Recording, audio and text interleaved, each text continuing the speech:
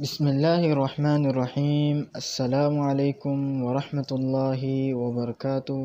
Learn Islamic education YouTube channel میں خوش آمدید۔ میں ہوں قرآن عربک ٹیچر خالد نور۔ ہم سیکھ رہے تھے قرآنی عربی۔ قرآنی عربی میں آج ہمارا 8واں سبق ہے۔ اس سبق میں ہم پڑھیں گے 6 خاص حروف، لیکن سب سے پہلے ہم اعادہ کریں گے ان اسباق کا جو ہم پہلے پڑھ چکے ہیں۔ پہلے ہم نے جو اسباق پڑھے تھے ان میں سے ایک سبق تھا ضمیر منفصل کا۔ ضمیر منفصل یعنی الگ آنے والی ضمیریں، وہ ضمیریں، وہ پروناؤن جو ایک مستقل حیثیت رکھتے ہیں، کسی الفاظ کے ساتھ جڑ کر نہیں آتے بلکہ الگ ہو کر آتے ہیں۔ اس میں سب سے پہلے 3 جو صیغے ہیں وہ غائب کے لیے ہے، 3 حاضر کے لیے ہے، 2 متکلم کے لیے ہے۔ غائب کے لیے ہے ہیا، ہما، ہننا۔ خیال رہے کہ یہ مؤنث کی ضمائر ہیں، وہ پروناؤن جو مؤنث کے لیے استعمال ہوتے ہیں۔ ہیا، ہما، ہننا غائب کے لیے، انتی، انتما، انتنا حاضر کے لیے، انا، نحنو متکلم کے لیے۔ اس کے بعد ضمیر متصل یعنی مل کر آنے والی ضمیریں، وہ ضمیریں جو کسی نہ کسی الفاظ کے ساتھ مل کر آتے ہوں۔ ان میں مذکر کی ضمیریں بھی ہوتی ہیں، مؤنث کی۔ یہاں ہم مؤنث کی ضمیریں پڑھیں گے۔ اس میں بھی 3 غائب کے لیے ہے، 3 حاضر کے لیے ہے اور 2 متکلم کے لیے۔ 3 غائب کے لیے ہا، ہما، ہننا، اور 3 حاضر کے لیے کی، کما، کننا، اور 2 متکلم کے لیے یہ، نا۔ الفاظ کی 3 قسمیں: اسم، فعل، حرف۔ اسم کسی کا نام، کتاب، مکۃ یا صفت، مسلم، مؤمن۔ فعل جس سے کسی کام کے ہونے یا کرنے کا پتہ چلے، جیسے نصر، فتح۔ حرف جو اسموں اور فعلوں کو ملائے، جیسے بی، لی، من، فی۔ ہمارا جو پچھلا سبق تھا وہ حرف پر مشتمل تھا۔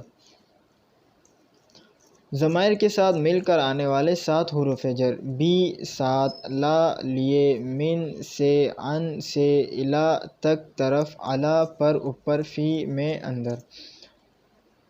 7 حروف جر زیر دینے والے حروف، وہ حروف جو اگر پروناؤن کے شروع میں، جو ناؤن کے شروع میں لگ جاتے ہیں، ناؤن کے شروع میں اگر یہ حروف آتے ہیں تو وہ ناؤن کو جر دے دیتے ہیں، ناؤن کے نیچے ایک زیر آ جاتا ہے۔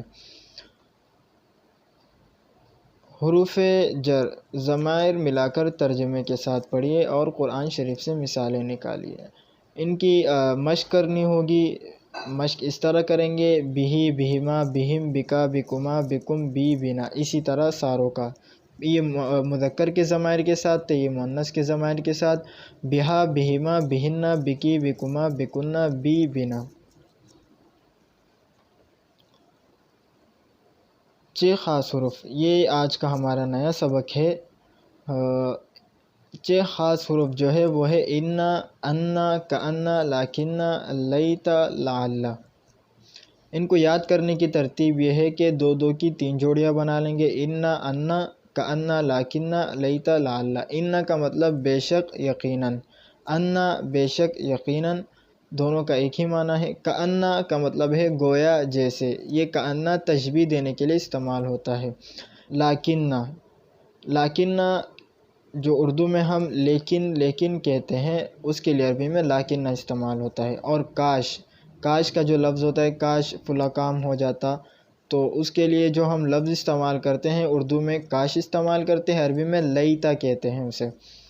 اور امید، امید ہے کہ فلاں کام ہو جائے، تو امید کا جو لفظ ہے اس کے لیے عربی میں لعل استعمال ہوتا ہے۔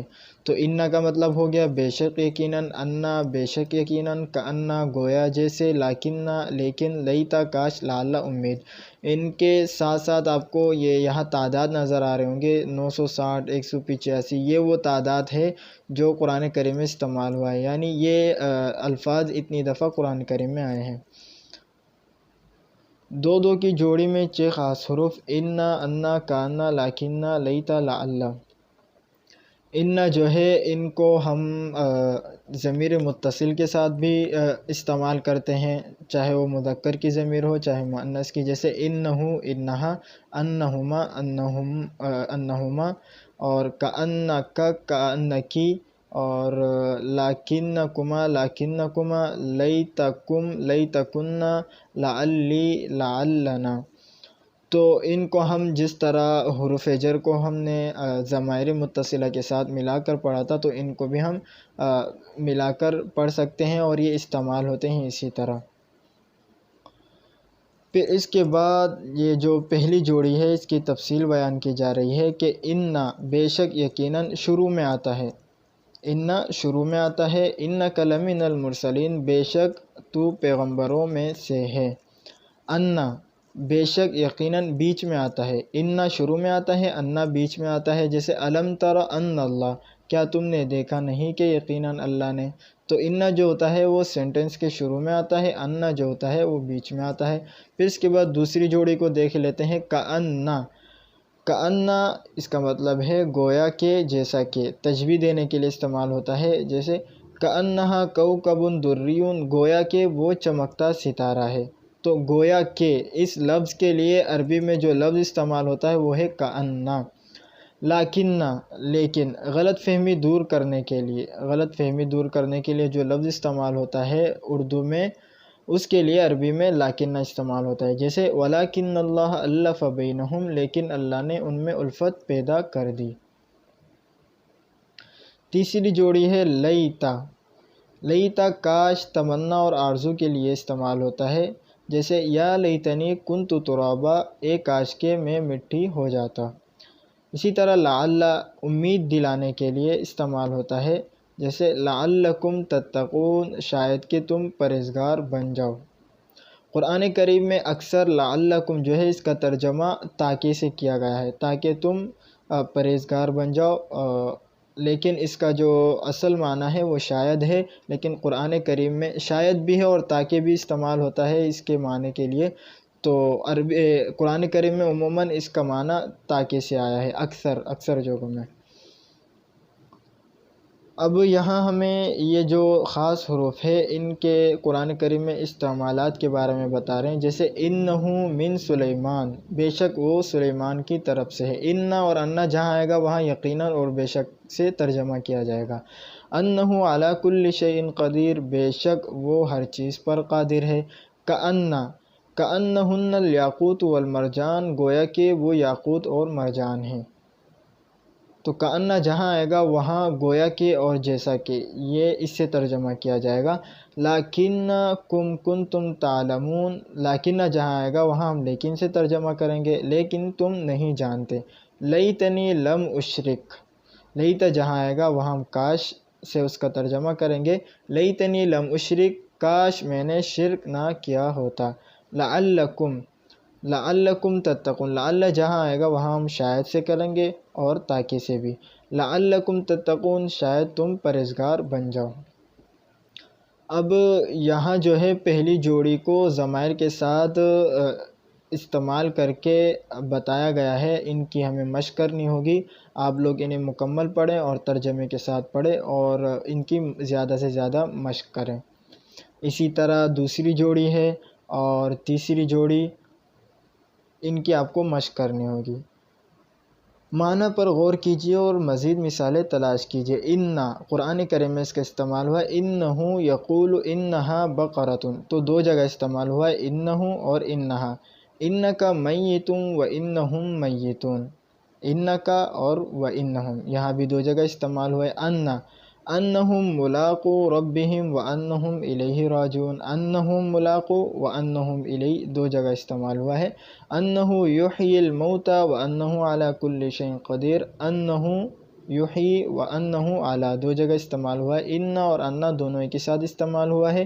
انی جزیتہم اليوم بما صبروا انہم هم الفائزون، دو جگہ استعمال ہوا ہے، انی جزیتہم انہم هم الفائزون۔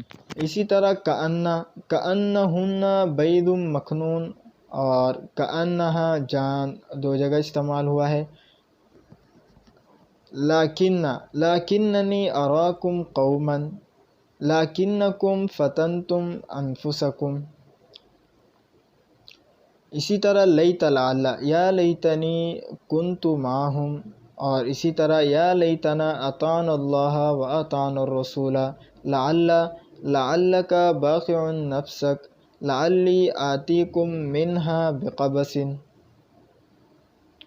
تو یہ جو خاص حروف ہے ان کو قرآن کریم میں کس طرح استعمال کیا گیا ہے، یہ مثال پیش کیا گیا تاکہ ہمیں سمجھنے میں آسانی ہو کہ قرآن کریم میں یہ کس طرح استعمال کیا گیا ہے۔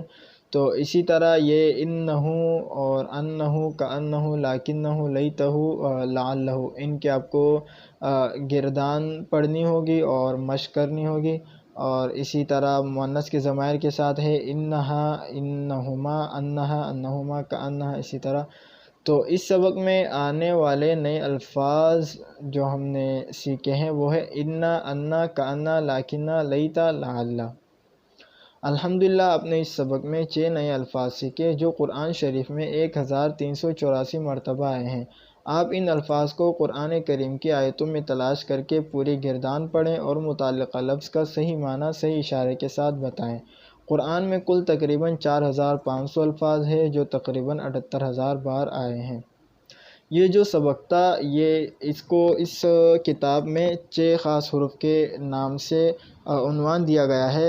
اگر خالص یعنی علمی زبان میں اس کو ہم عنوان دیں گے تو وہ یہ دیں گے حروف مشبہہ بالفعل، حروف مشبہہ بالفعل۔ تو یہ جو حرف ہوتا ہے، یہ حرف جب آتا ہے تو اس کے بعد 2 ناؤن یا 1 ناؤن 1 ضمیر آتا ہے، تو یہ اس کے اعراب کی بحث ہو جائے گی، اعراب کیا چیز ہے اور کتنے قسم کی ہوتی ہیں۔ انشاءاللہ اس پر بھی ایک مکمل ویڈیو بنائی جائے گی، کیونکہ یہ قرآن عربی کے حوالے سے ایک اہم سبق ہوگا جس کے لیے ایک مستقل ویڈیو بنانی ہوگی۔